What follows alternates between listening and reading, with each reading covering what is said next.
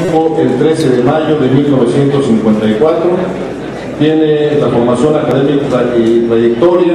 Él es economista, egresado de la UNAM, Universidad Nacional Autónoma de México, fue asesor de la Comisión Económica para América Latina y el Caribe de la CEPAL, perteneciente a la Organización de las Naciones Unidas y del Instituto Interamericano de Cooperación para la Agricultura ICA y de la OEA. También presidió las delegaciones que participaron en las reuniones interparlamentarias sobre hábitat, desarrollo sustentable y asentamientos humanos en Canadá y en Kenia. Ha tenido varios cargos de elección popular. Él se le describe como un político mexicano de izquierda, miembro del Partido de la Revolución Democrática. Fue legislador en la Cámara de Diputados en los periodos de las 53 y 55 legislaturas. En 1993 fue candidato del PRD a gobernador del Estado de México. También ocupó el cargo de jefe de gobierno del Distrito Federal en el periodo 2005-2006. Actualmente es diputado por licencia y fue coordinador del grupo parlamentario del Partido de la Revolución Democrática en la 61 legislatura. El 6 de enero de este año mencionó su interés de contender nuevamente por la gobernatura en las elecciones del Estado de México de julio de este año. Actualmente se encuentra en pre-campaña con el apoyo de Andrés Manuel López Obrador y el jefe de gobierno del Distrito Federal, Marcelo Ebrard Casaubon. Con ustedes, la presencia y participación de la propuesta del candidato a la gobernatura del Estado de México, licenciado Alejandro Encina Rodríguez.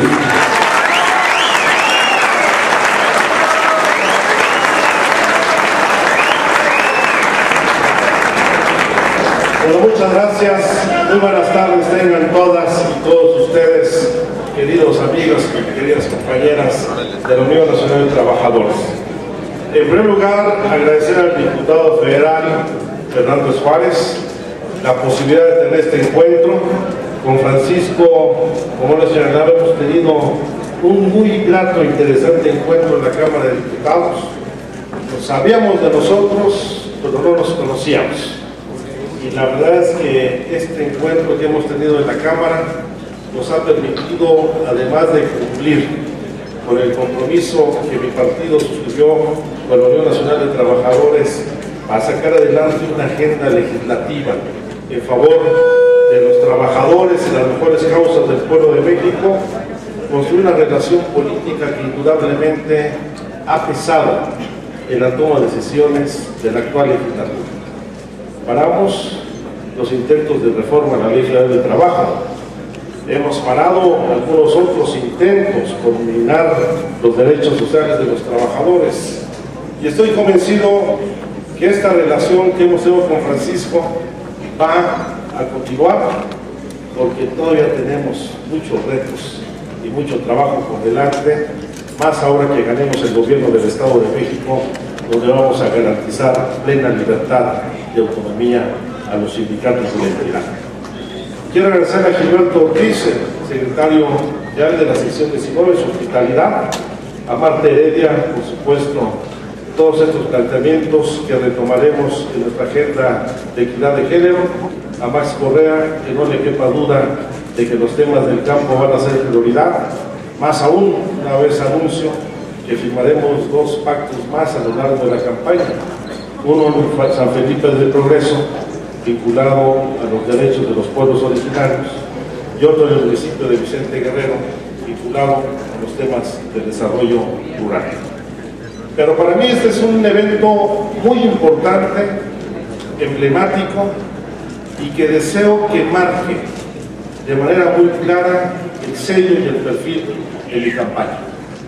Siempre en la primera semana de una campaña electoral define no solamente el perfil del candidato de su propuesta política, sino las bases sobre las cuales pretende construir su gobierno. El lunes empezamos con un acto de unidad, porque estoy convencido de que la unidad de las izquierdas es la base fundamental que nos puede garantizar de nueva cuenta ser mayoría en las elecciones en el Estado de México. El martes, un compromiso social allá en Chalco, en la oriente del Estado, en donde atenderemos los gravísimos problemas de inequidad y de desigualdad. Ya Max se refería a ellos, en un estado donde la inmensa mayoría de los habitantes no tiene los mínimos suficientes para salir cada día adelante. Ayer presentamos la propuesta general de gobierno, porque no queremos solamente la alternancia, no se trata de quítate tú para ponerme yo, sino porque queremos venir a transformar la vida de la gente en un gobierno con valores, con ética, con principios, pero fundamentalmente con responsabilidad social. Y hoy quiero pactar, llegar en este diálogo a un acuerdo con los trabajadores democráticos, con los sindicatos independientes del Estado de México, porque el sindicalismo y los trabajadores serán la base fundamental de las transformaciones que queremos impulsar en el Estado, porque esa es la fuerza real sobre la cual podemos sustentar realmente los cambios. No están ustedes para saberlo ni yo para contarlo, pero yo he de decirles que mi carrera y mi formación política inició en el trabajo sindical, en el trabajo de organización de sindicatos y de capacitación de trabajadores. A finales de los años 70, cuando junto con Valentín Campa Salazar, uno de los grandes líderes sindicales de este país, hacemos trabajo de organización en el municipio de Ecatepec. En aquel entonces Ecatepec era una de las zonas industriales más importantes del país y enfrentamos los tiempos difíciles, aquellos en donde nos reprimían en los mítines a puerta de fábrica, nos reprimían los primeros de mayo cuando hacíamos trabajo de proselitismo, de parte de propaganda en los desfiles en todo el estado, despedían a nuestros compañeros de su trabajo cuando identificaban que eran células vinculadas. Estábamos en aquel entonces en el Partido Comunista Mexicano y había sin lugar a dudas una presión enorme para evitar el surgimiento del sindicalismo independiente. Pero a pesar de ello, tuvimos avances y resultados muy importantes. Ganamos, por ejemplo, las direcciones sindicales de sindicatos muy grandes, el de Sosa Texcoco, el de Alcan Aluminio, el de Kelvineiro, el de Traimón, en esos movimientos que en los años 80 nos llevaron a construir la Coordinadora Obrera de Ecatepec y a enfrentar al chavismo en su expresión más cruda, que era esta vinculada al batallón de radiopatrullas del Estado de México, donde era una persecución absoluta a los sindicatos independientes y a los obreros que querían su autonomía y su libertad de organización en tiempos cuando todos los trabajadores estaban obligados a afiliarse al PRI y a la CNT. Y salimos adelante, y de ahí tuve la oportunidad de ser también dirigente sindical en la Universidad de Chapingo, donde dimos la pelea contra los chavos en primer lugar para evitar que el sindicato de la universidad quedara como parte de la FEDSE, ya que originalmente, cuando la Escuela de Agricultura pertenecía a la Secretaría de Agricultura de Recursos Hidráulicos, pues era una sección más, la sección 20 del Sindicato de Trabajadores de Agricultura.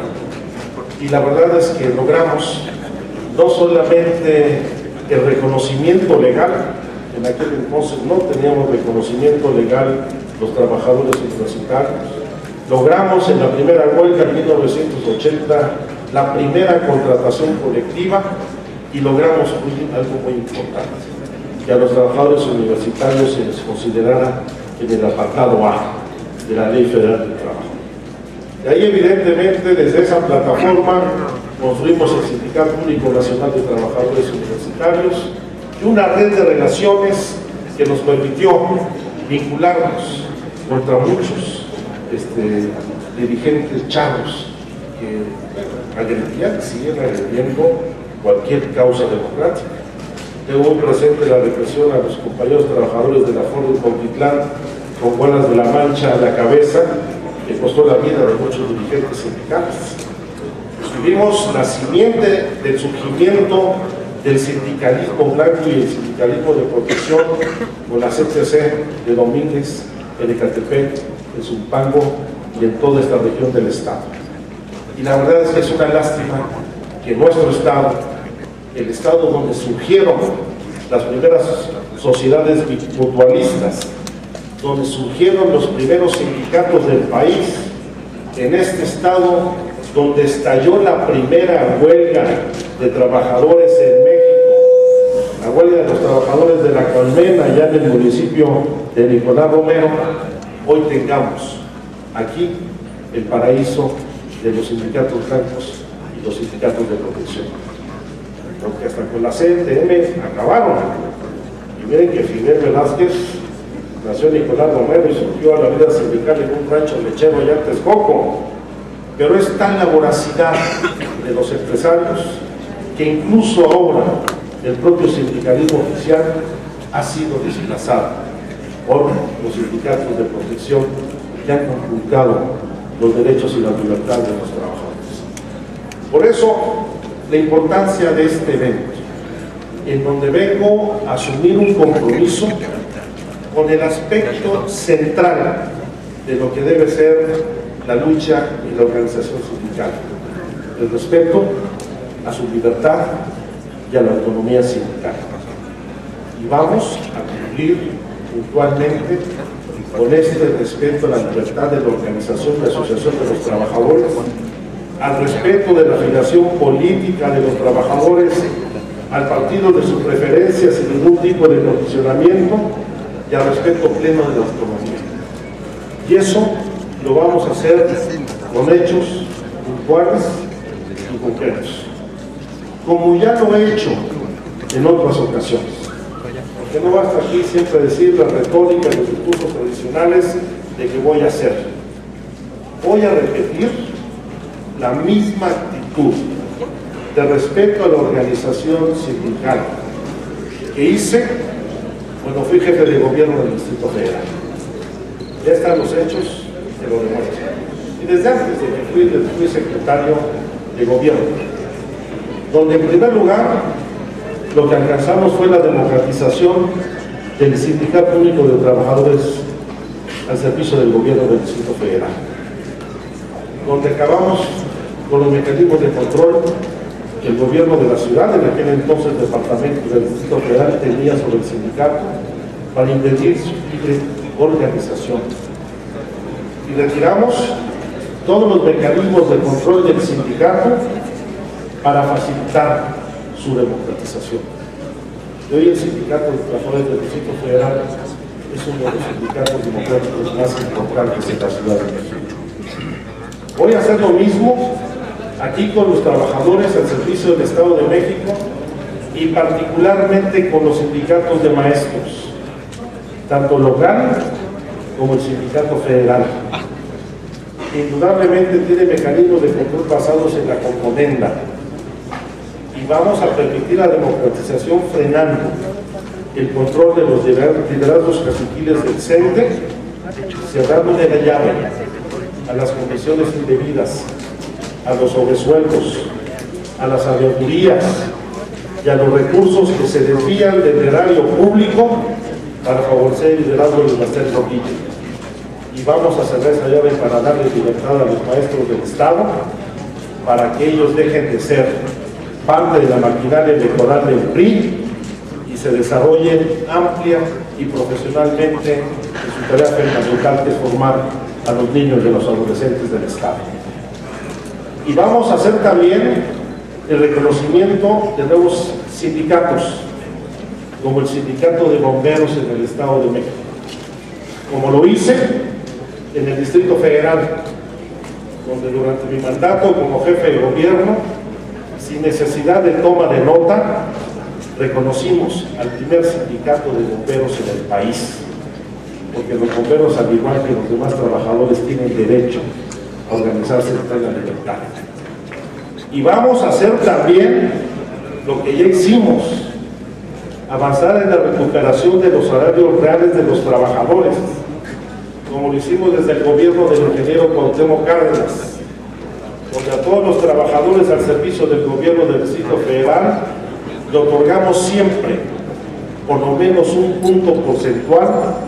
por encima de la inflación, lo que ha permitido una recuperación de cerca del 20% acumulado en los últimos 14 años de los salarios de los trabajadores, mientras el salario mínimo, el salario general, el adquisitivo del salario del país, de 82, lo decía muy bien Francisco Hernández Juárez, que inicia la época del neoliberalismo, ha perdido ya el 80% la capacidad de su poder adquisitivo. Esos son los hechos y los compromisos que yo quiero asumir aquí. Yo no vengo a mentir ni a generar falsas expectativas. Ahí está el candidato del PRI diciendo antier que debe eliminar la tenencia vehicular, cuando ya le había eliminado Calderón y ya había eliminado Peña Nieto. Claro, la eliminaron a partir del 2012, ya que recaudaron y se gastaron lo que recaudaron con la tenencia. Y tampoco voy a decir que voy a eliminar el impuesto empresarial de tasa única, porque para empezar no es competencia del gobierno del Estado, es competencia del Congreso de la Unión, porque solamente pueden establecer las tasas impositivas federales la ley de ingresos que aprueba el Congreso de la Unión. Ya le corrigió y dice que no es cierto, que lo que dijo es que no iban a pagar tiempo los pequeños contribuyentes. Otra gran mentira, que tropieza una vez, tropieza continuamente, porque los pequeños contribuyentes no pagan tiempo, pagan los repecos, el régimen de pequeños contribuyentes. Y así se va a ir de mentira en mentira, y entre nosotros no cabe la simulación, porque lo que venimos aquí a construir es un proyecto de transformación real con compromisos reales, y donde habrá no solamente el pleno respeto a los derechos laborales, y lo haremos con compromisos serios. Aquí están los compañeros del ESME, con quienes hemos tenido una solidaridad desde el primer día, y donde no ha habido ningún engaño. Allá anda Peña Nieto, ahora ofreciéndoles que el PRI aprobaría en la Cámara de Diputados la creación de una nueva empresa que sustituya a Luz y Fuerza del Centro. Y otra gran mentira. ¿Por qué no dice Peña Nieto que les instruyó a los diputados del PRI en la Cámara de Diputados, en primer lugar, para que no firmaran la controversia contra la decisión de Felipe Calderón de extinguir Luz y Fuerza del Centro, que fueron las firmas que nos faltaron para que procediera la controversia constitucional en la Corte? ¿O por qué no dice Peña Nieto por qué instruyó a los diputados del PRI para que la iniciativa que presentamos en diciembre del año pasado, entre ellas suscrita también por Francisco Hernández Juárez, por Óscar González, por un servidor, que creaba un nuevo organismo público descentralizado para sustituir Luz y Fuerza del Centro, ellos negaron su firma y a la fecha negaron su aprobación? No hay que irse con la finta. Por más que ahora querían que sí les van a cumplir a los electricistas, no hay que irse con la finta. Aquí hay compromisos reales, y como lo ofrecí en San Pedro Sintepec, este pueblo de electricistas, como también allá en Atizapán, en las colonias de los electricistas, nosotros sí vamos a generar un organismo público descentralizado en los asociaciones de los municipios para que tengan trabajo todos los electricistas despedidos.